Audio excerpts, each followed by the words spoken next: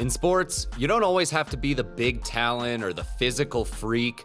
Sometimes you just have to learn how to make the most of what you do well and take the time and effort to work on what you're not so good at. Justin Steele was one of these kinds of guys, drafted in the 5th round of the 2014 draft by the Chicago Cubs straight out of high school. Steele wasn't really thought of as a top prospect, never reaching MLB's top 100 list, and only peaking as the Cubs' number 8 prospect in 2019. So the 6'2", 205-pound left-hander spent 7 seasons in the minor leagues proving what he could do. He pitched in 89 games, starting 80 of them, and put up a 3.44 ERA over 348 innings. Steele showed that he was good at both limiting hits with a 221 average allowed and getting strikeouts with a 22.8% strikeout rate, but his biggest strength was simply keeping the ball in the ballpark. Steele was more of a ground ball type of pitcher to begin with, about 47% of the time. Then with him only allowing 4.8 homers per fly ball,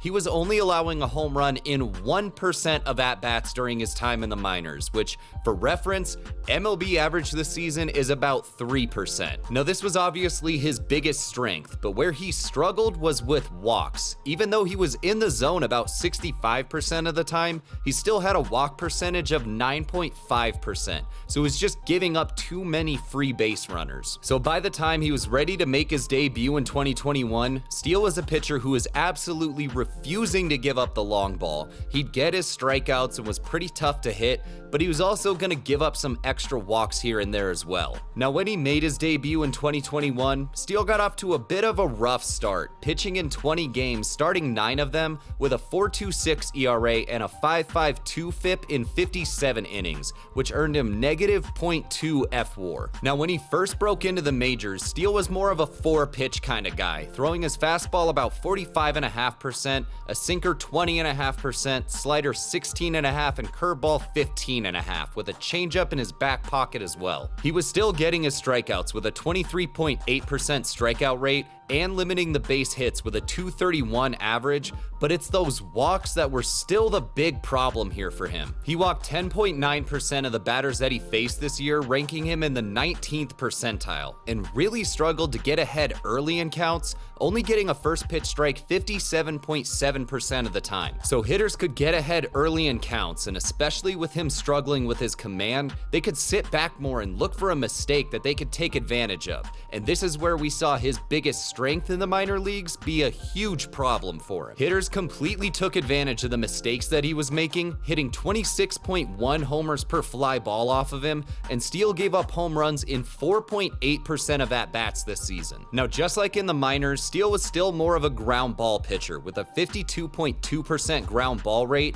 and normally it was pretty difficult for hitters to square him up, only barreling him up 5.7% of the time and hitting him hard only 35%. So when he could avoid these very hitter-friendly counts, it was pretty tough to do a whole lot with the bat against him. So what Steele needed to work on was his command, especially at the start of at-bats, so that he wasn't putting himself in tough counts where he had to be more in the middle of the zone so that he wouldn't risk walking guys. With this in mind, Steele would make some adjustments and go on to have more success in 2022, pitching 119 innings in 24 starts with a 3.18 ERA and 3.20 FIP, good for 2.6 FWAR. This season, he started to really rely more on the fastball, throwing at about 56.5%, and really figured out which of his secondary pitches he wanted to go with. He only threw the sinker just under 8% of the time and the curveball 2.5%, deciding to go instead with the slider 31% of the time. He kicked up the strikeouts to a 24.6% strikeout rate,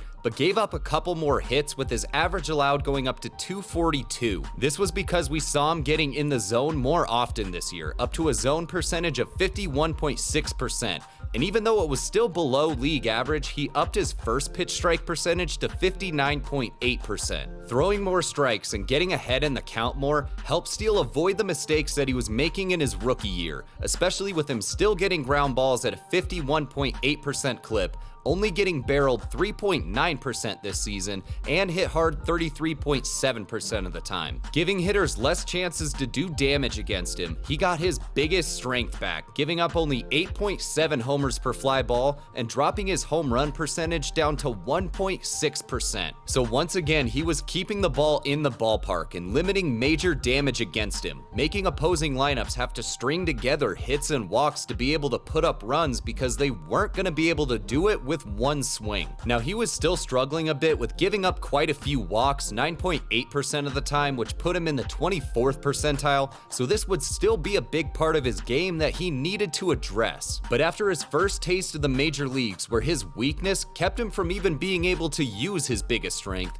in his second season here, he was able to improve on this weakness enough that he could get back to doing what he does best, but there was still plenty of room for improvement. And now to start 2023, he's continued to improve on this weakness, and because of this, his strengths are even better than they've ever been. In 15 starts this year, he's gone 85 1/3 innings with a 2.43 ERA and a 2.81 FIP, and already put up 2.6 FWAR. At this point, he's basically just fully leaned into being a two-pitch guy, throwing the fastball about 63% of the time and the slider 33%, with the sinker now down to 2.5 and still having that change and curve in his back pocket. Now, while his strikeouts are down a bit, his 22.3% strikeout rate is still a touch above average, and he's dropped his average against down to 218, but that's not the only major improvement that he's made this year. Like I've talked about plenty up to this point, the one part of his game that he's really needed to improve coming up from the minors was the amount of walks that he was giving up.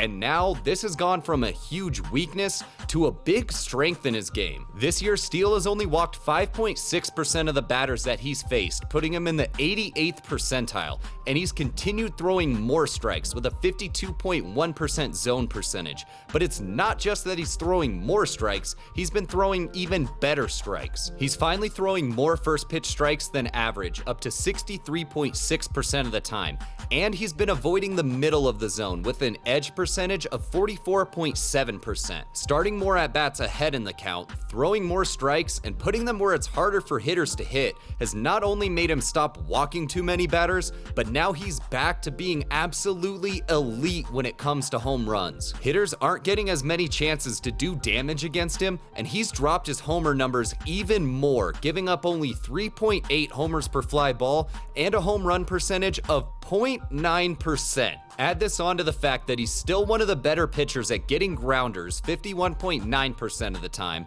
only getting barreled 5.4% of the time, and hit hard 30.7%, and it looks like he's turned himself into one of the toughest pitchers to square up and take deep. Justin Steele has done a really good job of figuring out how to maximize his strengths by turning his biggest weakness into another strength as well. Being in the strike zone more, earlier, and especially on the edges of it is making it even tougher for hitters to square him up and take him deep when it was already pretty hard to do that to begin with. He's gotten even better with his command every year that he's been in the majors, and that's going to be a huge tool for him going forward. But let me know what you think about all this and any predictions that you have for the rest of his season. Don't forget to like this video and subscribe to the page to help the channel grow and so that you can see more baseball content like this every Wednesday and Sunday when we release a new video. If you enjoyed this video, make sure you check out the video that's on your screen now to find out how the Reds have unexpectedly taken first place in the NL Central despite still having a huge weakness. And as always, thank you so much for watching this video. Have an awesome day.